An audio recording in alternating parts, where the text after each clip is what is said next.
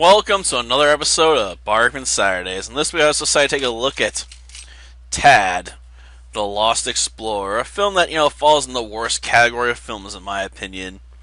It's not bad enough to be hated or loved, nor is it good enough to be worth singing its praises.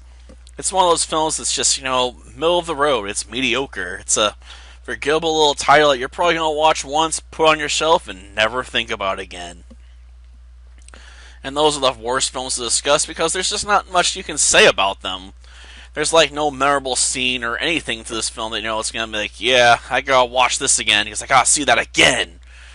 And you're like, no, it's a very by the numbers movie that has, a few funny moments here and there with a mute parrot that has some serious attitude and apparently is really good at poker, but outside of that, there's just not much going for it. You got your standard moral lessons and a very cliche storyline, so you're like, eh.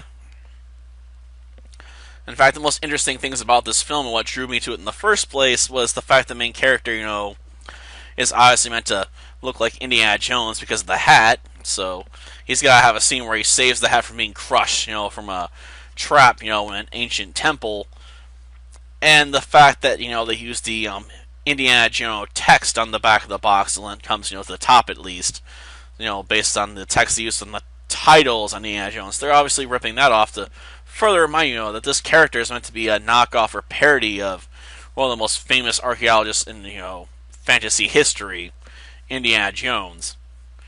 Albeit they don't have Indiana Jones be the main drive of Tad Stones. No, he's all into another guy whose name I don't really remember outside the fact that it begins with Max.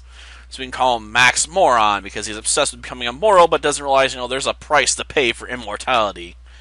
Because you gotta throw in those usual cliche lessons in here as well, but at least they hand it to you on a silver platter, I suppose. There's no need to be rich and famous, Freddy. There are better treasures.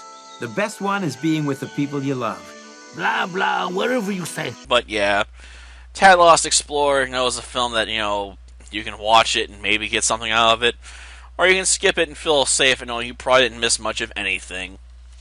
It's one of those, one and done movies, and quite frankly, I've seen much better even of those, so yeah. A very meh title.